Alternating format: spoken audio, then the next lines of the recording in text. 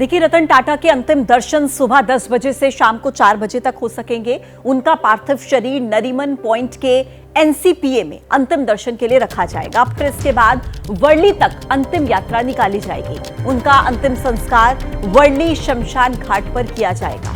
सुबह 10 बजे से शाम को 4 बजे तक रतन टाटा के पार्थिव शरीर के अंतिम दर्शन होंगे नरीमन पॉइंट के एनसीपीए में।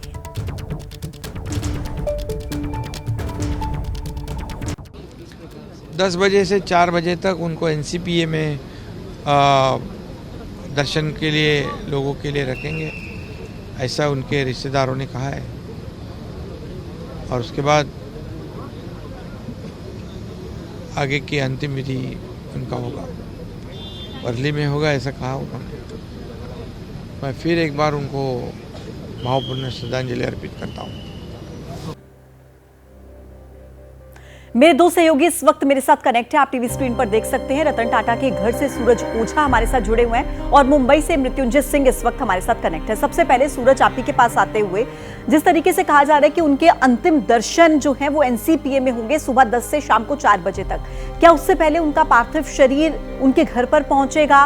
क्या अपडेट वहां से मिल रहा है सूरज?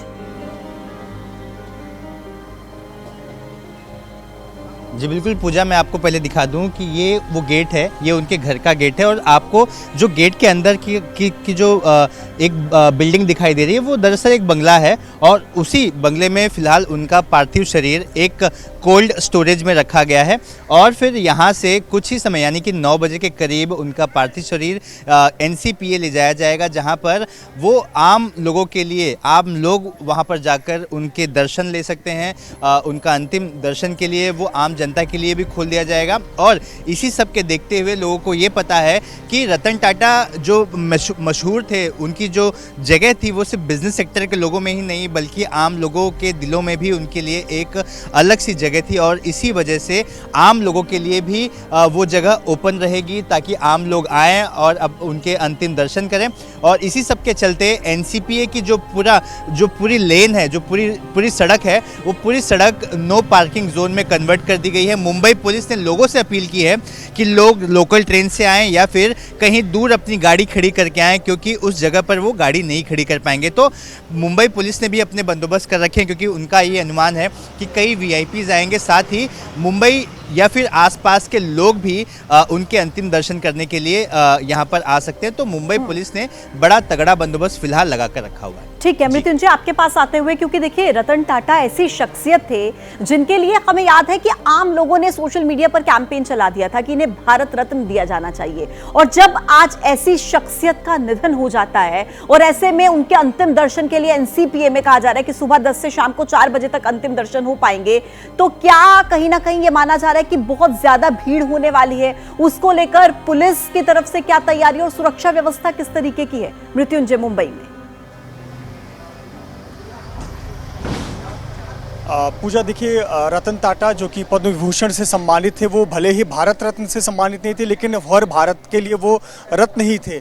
हर भारतीय उन्हें एक रत्न के रूप में ही देखता था और एक पिता तुल्य, एक युवा वर्ग तो उन्हें एक पिता तुल्य के रूप में देखता था। और निश्चित तौर पर इसे नकारा नहीं जा सकता कि उनके अंतिम दर्शन के लिए लोगों की भीड़ उमड़ेगी, चाहे आम हो या खास, हर कोई अंतिम दर्शन ज़रूर करना चाहेगा। जैसा सहयोगी सूरज ने बताया कि पार्थिव शरीर इस वक्त कोलाबा में उनके निवास पर रखा गया है और उनके निवास से ज़्यादा दूर नहीं, कुछ ही किलोमीटर की दूरी पर एनसीपीए है, जहां पर उनके पार्थिव शरीर को सुबह 9:30 बजे रखा जाएगा। और 10 बजे से लेकर शाम 4 बजे ये समय तय किया गया है, जहां आम से लेकर खास लोग, शुभचिंतक हों, चाहने वाले हों, उन्हें मानने वाले लोग हों, रतन टाटा जी के अंतिम दर्शन के लिए पहुंचेंगे।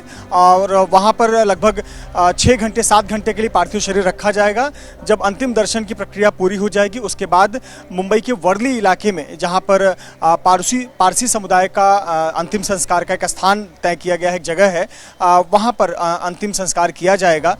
लेकिन निश्चित तौर पर जैसा आपने कहा कि भीड़ उमड़ने की पूरी आशंका है, इसे नकारा नहीं जा सकता। और जैसा सहयोगी सूरज ने तस्वीर दिखाई कि उनके घर के बाहर के जोन को नो पार्किंग जोन घोषित किया गया है, उसी तरह से जिस क्षेत्र में जहां से ये उनके अंतिम दर्शन के लिए जब पार्थिव शरीर ले जाया जाएगा उस रास्ते को भी खाली कराया जाएगा और एनसीपीए के परिसर को भी नो पार्किंग जोन में घोषित किया गया है और वहां पर भी लोगों को अपने वाहन से आने की इजाज़त नहीं होगी क्योंकि बहुत ज़्यादा भीड़ होने की आशंका है। इसीलिए प्रशासन सुबह से ही मीडिया के माध्यम से लोगों से अपील कर रहा है कि जो अंतिम दर्शन के लिए लोग आएँ वो प्रयास करें कि वो पब्लिक ट्रांसपोर्ट से आएँ और अंतिम दर्शन करें। एक ऐसे व्यक्ति, एक ऐसा व्यक्तित्व और एक ऐसे उद्योगपति हमारे बीच नहीं रहे जिसको लेकर पूरा देश शोकाकुल है और हर कोई नम आंखों से आज उन्हें याद कर रहा है और हर कोई चाहता है कि वो अंतिम दर्शन करे, चाहे प्रत्यक्ष रूप से पहुंच कर करे, ना कर सके तो वो टीवी के माध्यम से अंतिम दर्शन कर सके, लेकिन हर कोई अपने आप को रतन टाटा जी से जोड़ता था, पिता तुल्य मानता था और वो हमारे बीच नहीं है। इससे दुखद आज कुछ नहीं हो सकता। बिल्कुल, आप रहिए मेरे साथ मृत्युंजय और सूरज।